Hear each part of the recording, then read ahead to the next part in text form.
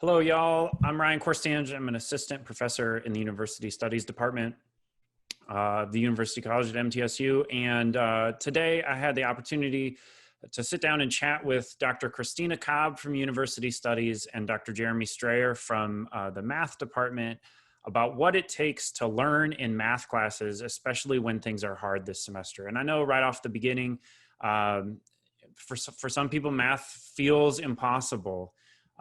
So take a minute and watch the tips and watch the conversation. And the things that I want you to pay specific attention to as you watch this, look at how excited these professors get when they talk about math, and specifically when they talk about the potential for helping students like you figure out how to learn math. I'm not going to steal their thunder. You'll see a lot of really helpful tips. You'll hear some helpful tips.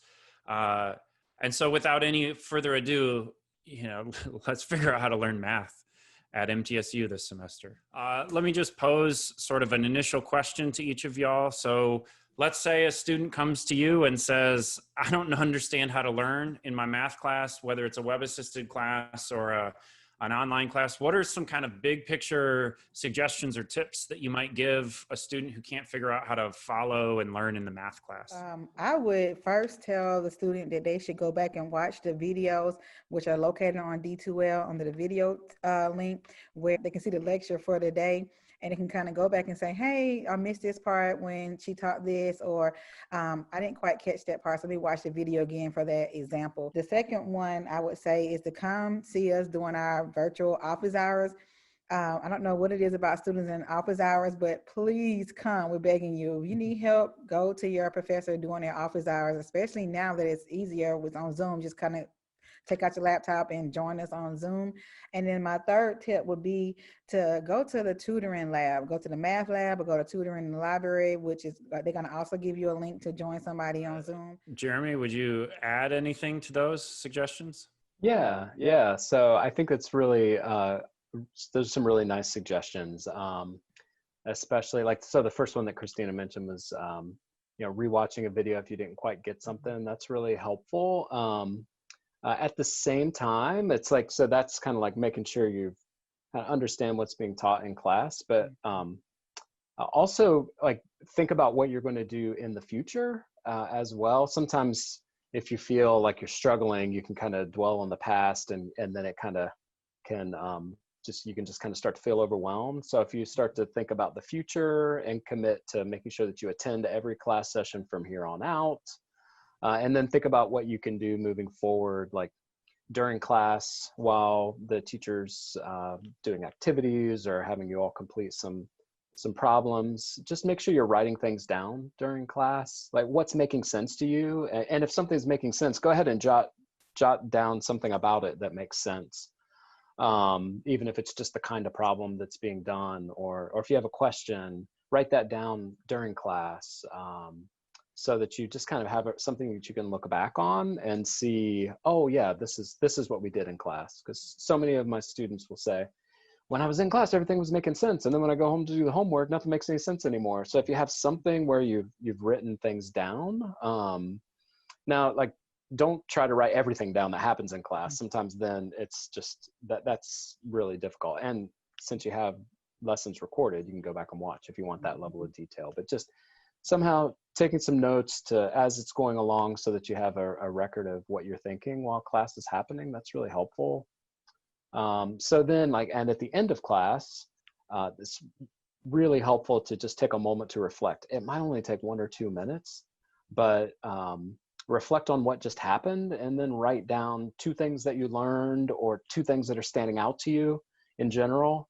And then if there are a couple of questions that you have or a couple of things you're confused by, write down those things as well. And again, that way you have a paper trail of kind of your thought process along the way.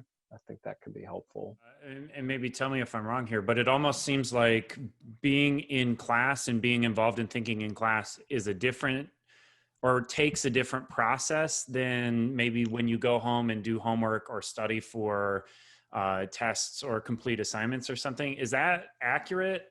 And then if it is, can you kind of talk through what those processes might look like in a sort of an ideal setting? Like a yes and a no. for me, I want them to be able to, like Jeremy said, take great notes in class.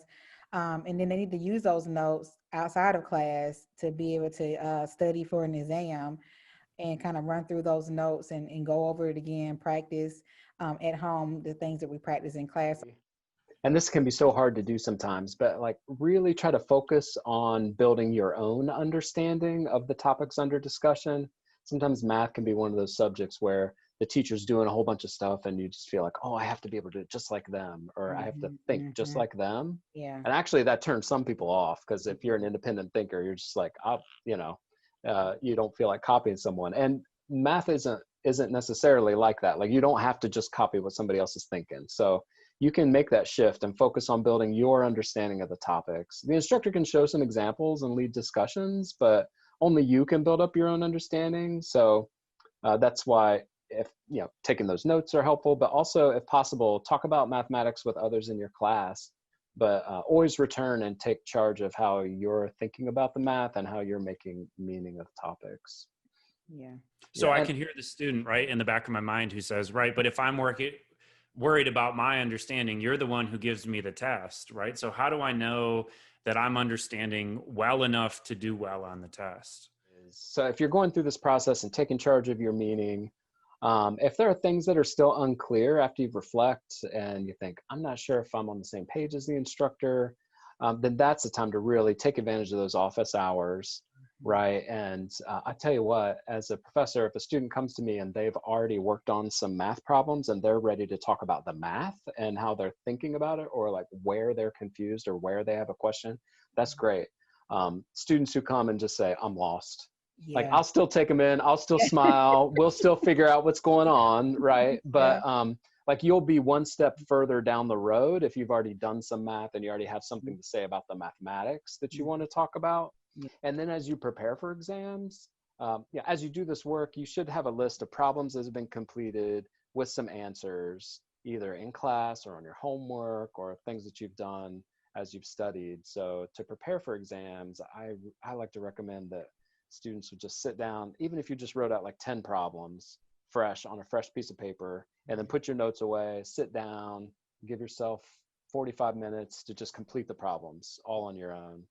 And it's like you're simulating a test or something, but that way, if you get stuck and you're like, I don't know how to do any of these, then you'll know it before, because you don't want to figure that out at the test.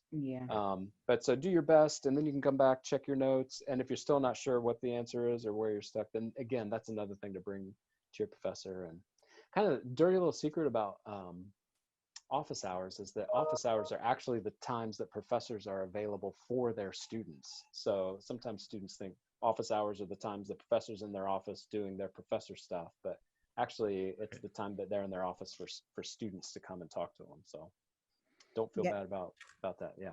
And I like that you said, kind of work on those problems on their own and then figure out where you need help. Because I have my students to do that. After we do a review, I say, hey, I want you to go home and do this review at least 2 or 3 more times without my help. And then kind of see where you get stuck. And those are the questions that we need to bring back. And then I can help you with those questions. So, and I also tell them to form a study group, like teach it to somebody else, even if they're not in your class. I mean, that helps you along the way in the process. If you can be able to translate what we learn in class to somebody else and teach them, then hey, you got it.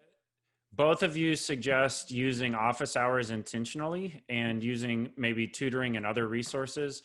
So outside of working problems and sort of getting to the place where you know where you're stuck, what are the strategies that students should kind of utilize to make sure that they're taking best advantage of that supplemental help that office hours or tutoring provides? Study in a way that makes it meaningful to them, like find some kind of connection. So that way they say, okay, if I can make this meaningful to me, then it will stick and I can actually use this, long-term versus just kind of just memorizing it for just that test. And then, you do a brain dump. You say, okay, I'm done with that. It's out. I'm done. But actually making it meaningful and fun so it actually sticks and you can use it later on down the road. Yeah, I was thinking the same thing, Christina, that like, what should you bring with you, or what strategy should you bring with you? Like just that attitude of like, this is my learning. And I'm not coming to the professor or to the tutor for them to fix my problem or fix what's wrong with me or something like that. But it's like, we're going to come and I'm going to view this as an opportunity to deepen my understanding of the mathematics. And I guess like along those lines, like, it's okay to feel emotional about all of this. Yes, absolutely. Like acknowledge those feelings of frustration when you're stuck. That's perfectly fine. Like take breaks when you need, but make sure you Yes. come back to the work soon. And embrace the excitement that you feel when you figure something out. Like, yeah, celebrate that. Yeah. And realize, here's another thing. Realize, this is another little secret. Realize that most people in the class are frustrated and stuck too. Yes. Like, everyone is really good at hiding how confused they Yes. feel. So part of doing the mathematics is working. Yeah, this is really true. Part of doing math is working through these kinds of feelings. Yeah, so go ahead and embrace it and kind of Yes. look for the beauty in figuring out the patterns that are there that were hidden to you at first, but then you finally have a breakthrough and see them. Like, that's kind of a beautiful thing. I don't want to get too artsy here, but No, yeah, that's why not? great. Why not? Yeah. No, I'm glad you mentioned that, because I tell my students on day one, I said, listen, we're gonna be a family in here. So if somebody asks a question, it's not a dumb question. Like, I love when people ask questions. Like, don't be afraid to ask a question if you're lost. And I said 9 times out of 10, the person next to you, they're probably lost as well. So be brave and ask the question, because you just helped somebody else out in the classroom. So absolutely, I like that you said that. Nice. Okay, one more question. What about that student who says, like, look, math isn't for me. I've hated math. I've always hated math. I can't learn math, right? And so now that student is maybe experiencing education in a different way and really struggling. So how do you talk to that student who doesn't think that math is their thing or for them or possible? Everyone is mathematical. Right? Human beings are mathematical, because mathematics is about the study of patterns, or the science of patterns. And we, like humans, love to see patterns everywhere. Like, mathematics is just the study of that. So sometimes people think they aren't good at math, or they don't think they're mathematical, but it's more because they've had some bad experiences in the past, maybe with some teachers that really made them feel dumb, or they use mathematics as a weapon against them or something like that. And so it's helpful just to kind of recognize that for like what that is, which isn't math, and like just embrace the fact that I'm a human, and humans see patterns and recognize patterns and study them, and that's what mathematics is. And then like take a step forward and embrace moving forward. Want to make sure, like, if you feel like you're getting frustrated, as Jeremy said earlier, like, take that break but come back. Don't give up. You can do this. We're only week 6 in, right? It's week 6. Like, we're still kind of at the beginning here. So don't give up. Go use your resources. Go to tutoring. Go to your professor's office hours if you need help, or watch a video. You can even find videos on YouTube. I mean, everything is on YouTube now. So just use your resources to get help, and don't get frustrated. You can do this. We're all in this together. We're all with this pandemic, but you can get through your class. That's right. Yep, that's right. Yeah. And yeah, I encourage you to talk to your professor, to keep them in the loop. Just let them know what's happening. And students are sometimes surprised that professors, like, we're really excited to talk with our students about mathematics and how to help them improve. I mean, sometimes it's just kind of a weird vibe at first. So students think that we think that they're dumb for asking or something like that, and just realize, like, the vast majority of professors aren't judging you in any way. And we're just really glad when you share with us what's happening with you. And even if there's a specific struggle, and most will like be generous in terms of helping you. Like, I just want my students to learn and get to achieve that learning goal, and whatever it takes. I mean, the vast majority of people at MTSU are here to help you succeed, for sure. Yes. That's so true. We want to see y'all be successful. Yep. I just wanted to take a second and summarize a couple of the tips that Dr. Cobb and Dr. Strayer provided. So they talked about developing meaning for yourself, and that the journey to math is developing your own understanding and recognizing those patterns for yourself, and sort of committing to developing that understanding. I think that's really interesting. And that stands behind a lot of the other tips that they have and that they gave. So if you're committing to developing your understanding of math, then we move to intentional review, and we move to recording what you're understanding that happens in class and summarizing what you're learning, so you have some kind of paper trail of what it is that you're learning and discovering, so you can get back and remember it as you're preparing for tests later. We also have an intentional use of office hours or tutoring, where you start by recognizing as far as you can go and sort of where you're stuck and how you're stuck, and move to get your questions answered so that you understand the math that's at the root of this thing.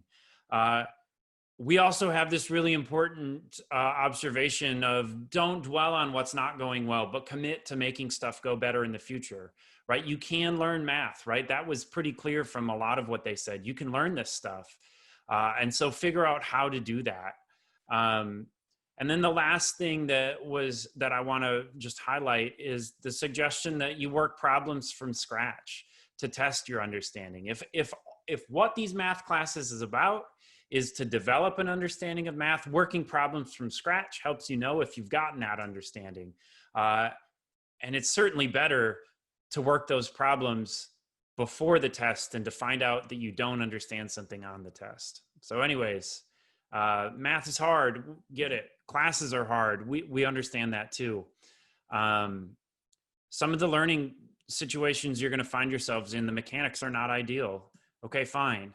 But here we are, and let's move forward. And as you can see from this video, there are people here who want to help you.